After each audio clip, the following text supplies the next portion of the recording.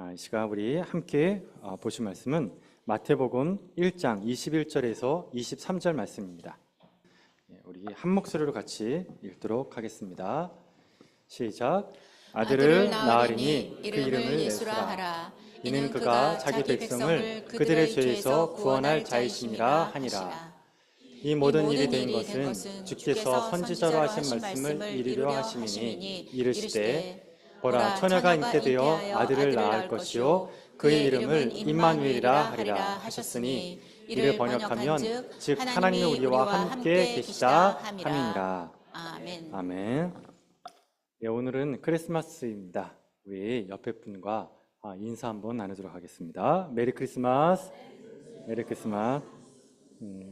메리 크리스마스.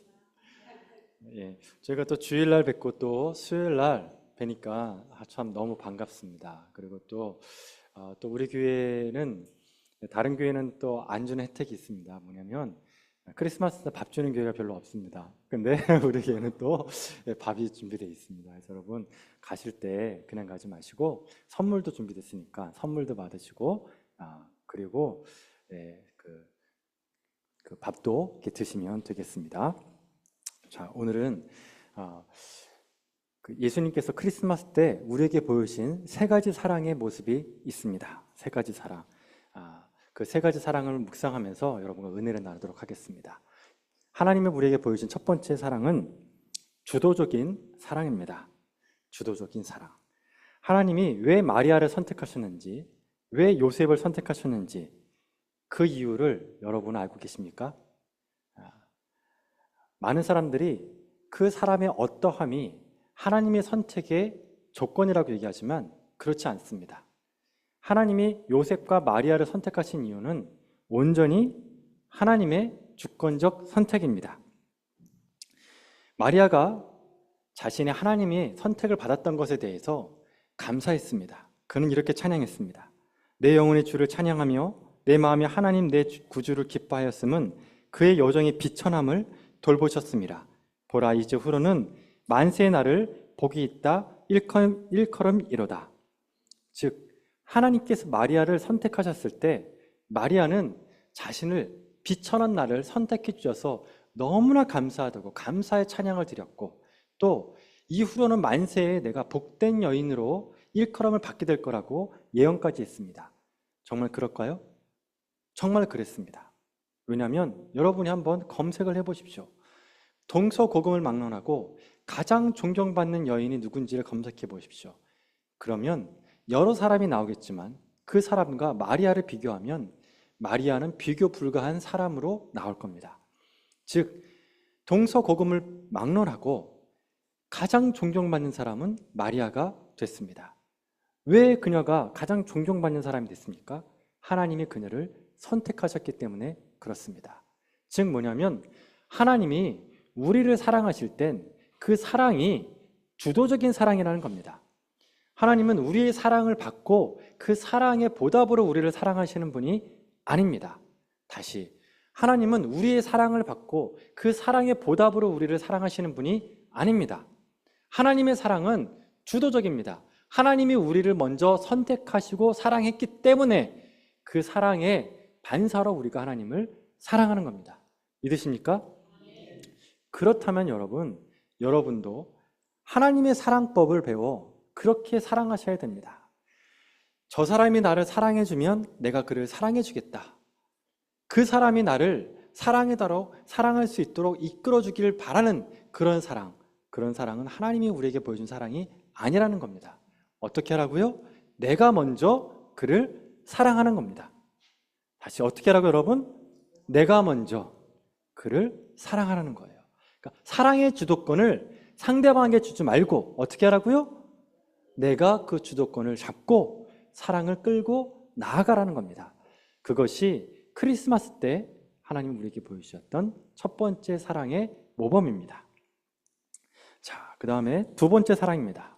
두 번째 하나님 우리에게 보여주신 사랑은 약속을 지키는 사랑입니다. 자, 뭐라고요, 여러분? 약속을 지키는 사랑. 구약과 신약을 영어로 하면 올드 테스트먼트와 뉴 테스트먼트입니다. 테스트먼트라는 건 뭐냐면 약속이라는 뜻인데 약속은 영어로 두 가지의 의미가 있습니다. 첫 번째, 우리가 왜 약속할 때 손가락을 끼고 약속하잖아요. 뭐 꼭꼭 약속해, 그리고 지문까지 딱 찍지 않습니까? 이런 약속은 뭐냐면은 쌍방의 약속입니다. 너와 내가 서로 약속을 해서 꼭 지키자고 약속하는 약속입니다. 자, 이것을 보통 언약식으로도 표현이 되죠. 남자와 여자가 결혼식장에 가가지고 서로 결혼을 하겠다고 약속하지 않습니까? 그래서 지금은 안 쓰지만 옛날에는 어떻게 하라 그랬습니까? 머리가 뭐가 될 때까지 여러분? 팥뿌리가 될 때까지 그 약속을 지켜라. 우리 이제 그렇게 해서 약속을 지켰어요. 그러면 그 약속을 영어로는 뭐라 그러냐면은 커버넌트라고 합니다. 커버넌트. 그러니까 쌍방 간의 약속을 커버넌트예요. 그런데 성경에서 말하는 그 테스트먼트는 쌍방 간의 약속이 아니에요. 일방적인 약속이에요. 그러면 그 일방적인 약속에서 가장 강력한 약속은 뭘까요? 그것이 바로 유언입니다. 유언. 유언은 뭐냐면 내가 죽기 전에 내가 너한테 약속하는 거예요. 내가 너한테는 이거를 주고 이렇게 해줄게라고 내가 죽기 전에 하는 유언입니다. 그것이 일방적이고 인간이 할 수 있는 가장 강력한 약속이라는 거예요. 자, 그러니까 여러분 올드 테스트먼트, 구약 있죠? 구약은 누구의 약속입니까? 이제 하나님의 약속이에요. 하나님께서 구약에서 일방적으로 유언처럼 약속하신 거예요. 유언처럼 강력하게. 어떤 약속입니까? 내가 메시아를 너에게 보내겠다. 메시아를 보겠다. 그게 여러분 창세기부터 시작합니다. 창세기 3장 8절에 원시복음이라는 나오는데 거기에 보면 아담과 하와가 범죄했을 때 어떻게 합니까? 아담에게 가죽옷을 입히고 그리고 나서 예언을 하지 않습니까? 그 예언, 창세기 3장 8절부터 시작했던 그 예언의 말씀이 계속해서 이어져서 말라기까지 이어집니다. 그리고 하나님은 어떻게 했어요? 그 올드 테스트먼트 그 약속을 뉴 테스트먼트 때 신약에서 이루시죠. 그 약속을 이룬 게 바로 크리스마스라는 거예요. 크리스마스 때 예수님이 우리에게 오시지 않았습니까?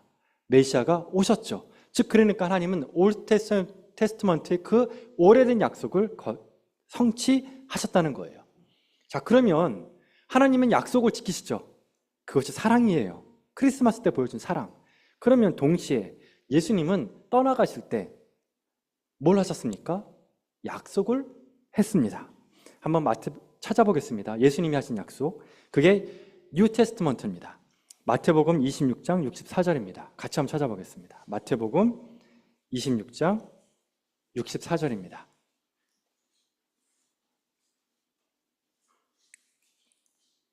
같이 한번 읽어보겠습니다. 시작. 예수께서 이르시되 내가 말하느니라. 그러나 내가 너희에게 이르노니 이후에 인자가 권능의 우편에 앉아있는 것과 하늘 구름을 타고 오는 것을 너희가 보리라. 이것이 뉴 테스트먼트예요. 뉴 테스트먼트 내용이 뭐죠? 내가 다시 오리라. 근데 올 때 어떻게 온대요? 구름 타고 오겠다. 이게 예수님이 하신 뉴 테스트먼트의 약속이에요. 우리는 크리스마스를 통해서 뭘 깨닫습니까? 하나님이 하신 약속을 깨닫죠. 그러면 우리가 크리스마스 때 하나님의 약속이 이루어진 것을 우리가 아멘으로 맞잖아. 그럼 이제 우리가 해야 될 일은 뭡니까? 예수님이 하신 그 약속도 이루어질 것이다라는 믿음을 갖게 되는 겁니다. 그래서 여러분 크리스마스가 하나님의 약속을 이루신 기적이라고 믿는다면 우리는 동시에 예수님이 재림도 믿어야 된다는 뜻입니다. 자, 이것을 우리가 또 적용하면 이렇게 됩니다.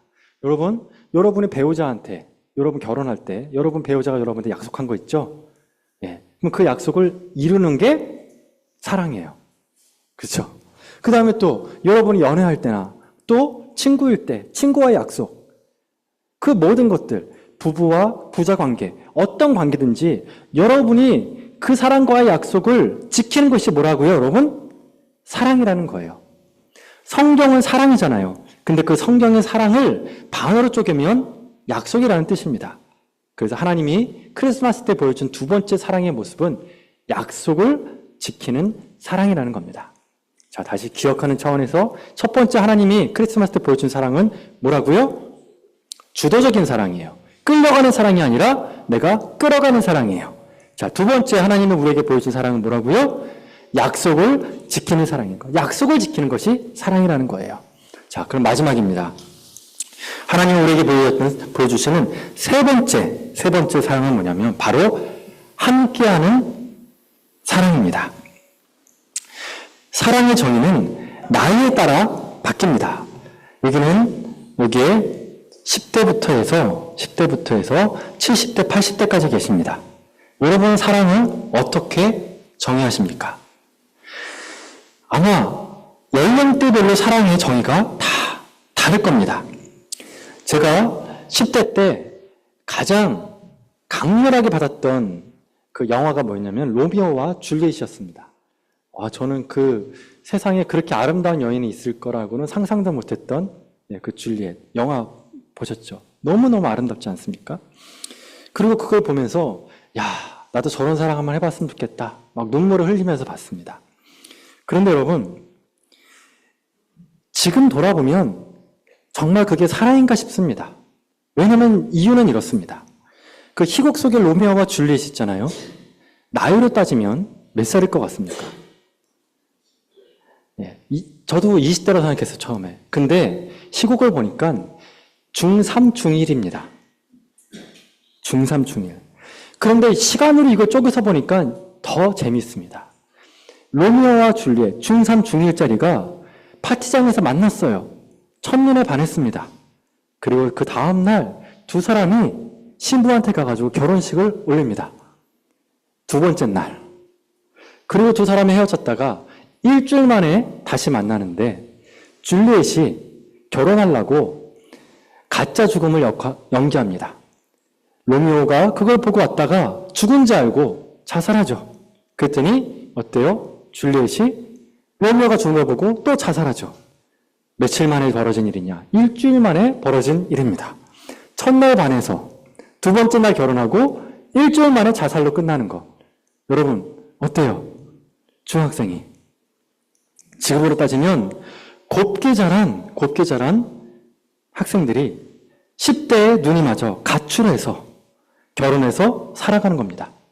만약에 여러분 이 두 친구가 자살하지 않고 만약에 평범한 부부 생활을 했다면 그 이야기는 또 어떻게 전개됐을까요? 아마 비극으로 끝났을 겁니다. 더 큰 비극일 겁니다. 왜냐하면 그 두 친구가 10대 때 그렇게 가출해 나간 그 친구가 현실의 벽을 보는 순간, 경험하는 순간 그 다음부터 그들이 가졌던 그 뜨거운 열정과 사랑은 조금씩 식어갈 겁니다. 네. 그래서 여러분 사랑이라는 건 결혼 전에는 로미오와 줄리엣 같은 사랑이 우리 눈에 들어오지만 여기 앉아 계시는 분들은 알 겁니다. 진짜 사랑은 결혼 전입니까? 후입니까? 잘 얘기를 못 하시는군요. 진짜 사랑은 결혼 후라는 거예요. 진짜 사랑은 결혼 후라는 겁니다. 부부가 산전수전 다 겪으면서 끝까지 함께하는 거, 그게 진짜 사랑이라는 거예요. 제가 그동안 많은 분들의 스토리를 봤지만 제가 봤던 가장 아름다운 사랑 이야기가 있습니다. 그 사랑 이야기가 뭐냐면 어떤 권사님의 이야기입니다. 어떤 권사님이 계시는데 제가 그 권사님을 찾아갔을 때 그 권사님이 병원으로 오라 그랬습니다. 그래서 병원으로 신방을 갔습니다. 근데 왜 그런가 봤더니 권사님이 하루 종일 병원에 있어야 되는 분이에요. 그래서 어쩔 수 없이 병원에 간 거예요. 그래서 갔는데 권사님이 남편 옆에 계셔요. 근데 그 남편분이 어떤 분인지 제가 물어봤더니 이야기를 해주는 거예요. 이 남편분이 젊었을 때 운전기사였는데 교통사고가 나가지고 하반신 불수가 된 거예요.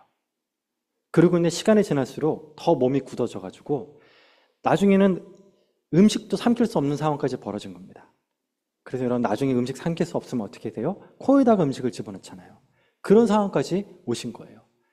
그런데 놀라운 것은 뭐냐면 이 권사님이 젊었을 때 자녀 낳고 나서 이제 중년에 넘어가는 그 시기 때 고의를 당한 뒤부터 줄곧 반평생 동안 남편 병수발을 받은 거예요. 병수발을 하신 거예요. 그래서 너무 마음이 안 좋아가지고 근데 그 남편분도 집사님이기 때문에 집사님한테 이렇게 제가 인사를 하고 기도를 해줘도 이분이 의식이 오락가락하세요. 오락가락 하세요. 예 했다가 또 의식이 없었다가 계속 오락가락 하시는 거예요. 그래서 제가 권사님 마음에 참 안타까워서 권사님께 말씀드렸어요. 권사님 힘드시죠? 괜찮으시죠? 위로를 드렸는데 그 권사님이 하시는 말씀이 아직도 기억나요. 목사님, 제 소망이 있는데 그 소망을 위해 기도해 주십시오. 그게 뭡니까? 그랬더니 이 남편, 내가 30년 동안 병상을 지켰던 이 남편, 나보다 먼저 죽게 해주십시오. 왜냐하면 이 남편을 먼저 천국 보내고 그 다음에 내가 갈 수 있도록 저를 위해 기도해 주십시오. 여러분, 저는 그 얘기를 듣는데 온몸에서 막 정기가 찌릿했어요. 그리고 아직도 그걸 생각하면 충격적이에요. 이게 사랑이구나. 로미오와 줄리엣처럼 첫눈에 말해서 그 다음날 결혼한 다음에 일주일 만에 죽는 그런 사랑이 아니라 함께하는 사랑. 배우자가 매력을 다 잃어버리고 이제 나한테 도움이 하나도 안 되고 이제 내가 이 사람하고 사는 것이 나에게는 인생의 짐 같은 그런 상황에 벌어졌을 때 끝까지 그 배우자와 함께하는 거, 함께하는 게 사랑이구나. 저는 그걸 보면서 임마누엘이 진짜 사랑이라는 것을 깨닫게 되었습니다. 여러분은 어떻습니까? 로미오와 줄리엣의 사랑이 있고 방금 드렸던 권사님의 사랑이 있습니다.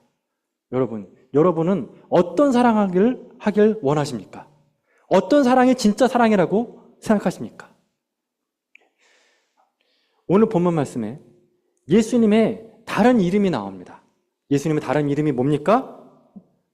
임마누엘이에요. 임마누엘. 하나님이 우리와 함께 하셨니라. 저는 예수님이 아기 예수님으로 오신 걸 보면서 참 한쪽으로는 퀘스천이 있었습니다. 왜냐하면 아기 예수님은 우리에게 줄 수 있는 게 없어요. 그렇잖아요. 아기 예수님은 능력이 있는 분이 아니시잖아요. 근데 왜 하나님은 아기 예수님으로 우리에게 오셨을까요? 저는 이 부분에서 사랑이 무엇인가에 대한 것을 다시 한번 생각하게 되었습니다. 뭐냐면 사랑은 내가 받는 것이 아니구나. 아기 예수님은 우리에게 뭔가를 줄 수 있는 분이 아닌 분으로 오셨지만 무엇으로 오셨나? 함께하는 것, 그것만으로 우리와 함께 하시는 것으로, 우리와 함께 하시는 것으로만 우리에게 오셨다는 거예요. 그래서 우리는 여기서 반응해야 돼요. 어떤 반응이냐? 아기 예수님으로 오신 것, 그것만으로도 충분합니다. 나와 함께 해주시는 것만으로도 충분합니다. 이 고백이 있어야만 여러분은 하나님과의 진짜 사랑을 하는 사람입니다. 말씀을 마치도록 하겠습니다. 자, 세상에는 수없이 많은 사랑의 정의들이 있습니다. 다양한 사랑의 모델이 있습니다. 근데 우리 크리스마스 때 하나님이 우리에게 보여준 사랑은 첫 번째 어떤 사랑이라고요? 주도적인 사랑이에요. 기다리지 마세요. 상대방이 나한테 사랑해 줄 거란 걸 기다리지 마시고 어떻게 하라고요? 주도하세요. 조건적 사랑이 아니라 주도하는 사랑을 갖기를 원합니다. 자, 두 번째 사랑은, 하나님 보여준 두 번째 사랑은 뭐라고요? 약속을 지키는 사랑. 함부로 약속하지 마시고, 그리고 약속을 했다면 끝까지 지키시길 바랍니다. 자, 마지막으로 사랑은 무엇입니까? 함께하는 사랑입니다. 상대방이 도움이 되든 말든 어떤 상황이든 간에 내가 너와 끝까지 함께 해줄게. 끝까지 함께 해줄게. 그것이 사랑이라는 겁니다. 여러분의 가정에 이렇게 끝까지 함께하는 사랑이 있기를 축원합니다. 기도하시겠습니다.